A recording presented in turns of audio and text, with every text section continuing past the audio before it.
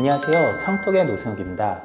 다시 최저임금의 계절이 돌아왔습니다. 올해도 어김없이 최저임금 차등화를 둘러싼 노사 간 대치가 이어지는데요. 저는 최저임금을 차등화한 일본의 사례를 취재하기 위해 2017년에 일본 최저임금 협상에 참석했던 랭고의 토미타 타마요 국장을 인터뷰했습니다. 최저임금을 지역과 업종에 따라 차별화한 일본에선 지금 과연 무슨 일이 일어나고 있을까요? 961엔, 일본의 올해 평균 최저임금입니다. 우리나라보다 100원 정도 더 낮습니다. 하지만 일본은 지역별로 최저임금이 다른데요. 최저임금이 가장 높은 도쿄는 1072엔, 가장 낮은 아오모리, 아키타, 에히메, 고치, 사가, 나가사키, 구마모토, 미야자키, 가고시마, 오키나와현은 853엔입니다. 지역에 따라 최저임금이 2,000원 이상 차이 나는 셈이죠. 일본의 최저임금이 정해지는 과정은 다소 복잡합니다. 먼저 일본 중앙최저임금심의회가 전국 47개 도도부현의 경제 수준에 따라 4등급으로 나누고 각 등급에 맞는 최저임금 가이드라인을 제시합니다. 그럼 이를 참고해서 각 도도부현에 설치된 지역별 최저임금 심의회가 다시 최종적으로 최저임금을 정합니다. 여기에 각 산업별로도 최저임금을 정할 수 있습니다. 단, 무조건 지역별 최저임금보다는 높아야 하고 해당 업종 종사자의 3분의 1 이상이 합의한 노동협약서를 제출해야 합니다. 이렇게 지역별, 업종별 최저임금이 각각 다르니 일본의 최저임금은 무려 240여 가지나 된다고 합니다. 그렇다면 최저임금을 차등화하는 게 과연 바람직할까요? 물론 100% 좋고 나쁜 건 없고 각각 장점과 단점이 있으니 둘 다 살펴보겠습니다. 먼저 차등화의 장점은 지역과 업종에 따른 생산성과 지불 능력 차이를 최저임금에 반영해서 고용을 유지할 수 있도록 할 수 있다는 겁니다. 일본에서는 중앙최저임금위원회가 최저임금 가이드라인을 결정할 때 경제 성장률, 지역별 임금, 물가, 생산성 등 20여 가지 데이터를 참고한다고 합니다. 47개 도도부현의 경제적 상황과 생활 물가가 제각각이므로 각 지자체 상황에 맞는 최저임금 인상률도 모두 달라야 한다는 판단에서입니다. 가령 지진이나 화산 활동으로 지역 경제가 타격을 입었을 때는 고용 유지를 위해서 최저임금을 정부가 권고한 인상률보다 하향 조정하고 사태가 수습된 후에는 상향 조정하는 식의 융통성을 발휘할 수 있습니다. 실제로 2016년에는 가나가와현의 하코네 화산이 분화해서 관광업이 타격을 입자 최저임금을 오히려 깎기도 했습니다. 그리고 이듬해 가나가와현의 관광 업황이 개선되자 이번엔 최저임금을 전국에서 최대폭으로 인상했습니다. 업종별 최저임금은 산업 특성에 따른 맞춤 임금 정책을 펴는 데 이용됩니다. 일본에서 최저임금이 가장 높은 업종은 기술 집약적 중공업인데요. 도로 화물 운송업, 도로 제조업, 철강업 순으로 최저임금이 높습니다. 반면 최저임금이 가장 낮은 업종은 섬유공업, 식품업, 인쇄업 등 노동 집약적 경공업들입니다. 모든 업종의 최저임금이 전부 똑같아야 할 필요는 없으니까 최저임금을 더 올려줄 여력이 있는 업종에선 먼저 더 올려주고 있는 것입니다. 이렇게 최저임금을 차등화하는 게 단점은 없을까요?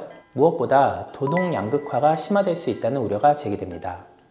같은 편의점 아르바이트를 해도 도쿄와 오키나와의 시급이 2,000원 이상 벌어지니까 청년들의 이촌 향도를 부추길 수 있다는 겁니다. 실제로 도쿄와 오키나와의 최저임금 격차는 2002년엔 1,000원 정도였는데 지금은 2,000원 이상으로 2배 이상 더 벌어졌습니다. 일본이 최근 지역별 최저임금 등급을 4단계에서 3등급으로 간소화한 것도 지역별 최저임금 격차를 줄이려는 의도로 해석됩니다. 업종별 차등화도 말처럼 쉽지만은 않습니다.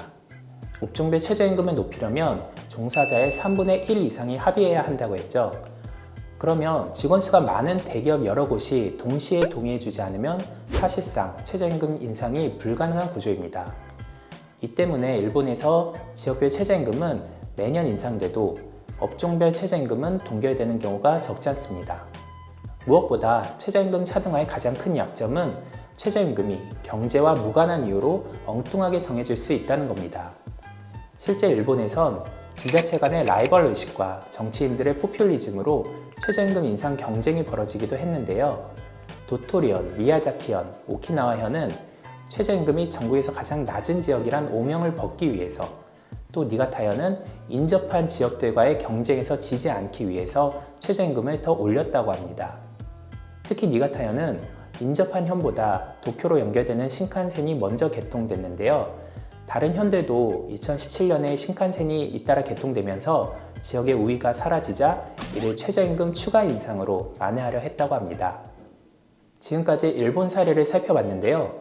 사실 최저임금을 차등화한 나라들은 일본 외에도 많습니다.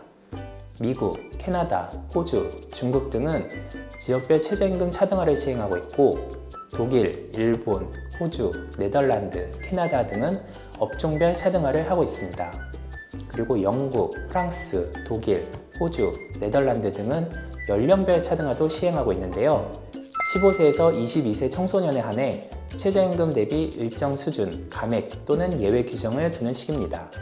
우리나라도 몇 년 전까지는 업종별 최저임금 차등화를 부분적으로 시행했습니다.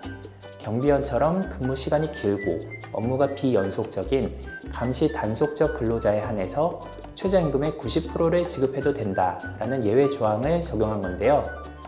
2017년 9월에 정부가 이런 예외 조항을 삭제하고 단순 노무직도 근무기간에 상관없이 최저임금을 주도록 함으로써 최저임금 차등화는 이제 사실상 장애인에게만 적용되고 있는 상황입니다. 그렇다면 우리나라에 맞는 최저임금 제도는 과연 무엇일까요? 참 어려운 주제입니다. 최저임금을 지역별로 차등화하려니 지역 감정을 건드릴 수 있고, 업종별로 차등화하려니 업종 간 경계가 모호해지는 4차 산업혁명 시대에 행정적인 어려움이 있어 보입니다. 노동계에선 최저임금이 최소한의 생활을 영위하기 위한 임금이니 조건 없이 인류화해야 한다고 주장합니다. 우리나라는 상대적으로 국토가 좁고 지방자치 역사가 짧아서 임금 차등화에 대한 문화적 거부감이 크다는 지적도 제기됩니다. 반면 경영계에선 지불 여력을 참고하고 고용 유지를 위해서 차등화가 필요하다고 합니다. 또 소상공인연합회는 5인 미만 소상공인 업종에 한해 최저임금을 차등화해야 한다는 규모별 차등화를 들고 나옵니다. 이렇게 수년째 같은 논쟁이 반복되자 일단 시범 특구를 정해서 경제에 미치는 영향을 실증해보자는 주장도 제기됩니다. 최저임금위원회 공익위원을 지낸 한 교수는 최저임금을 차등화하는 것은 그 방식에 따라서도 장단점이 제각각이다.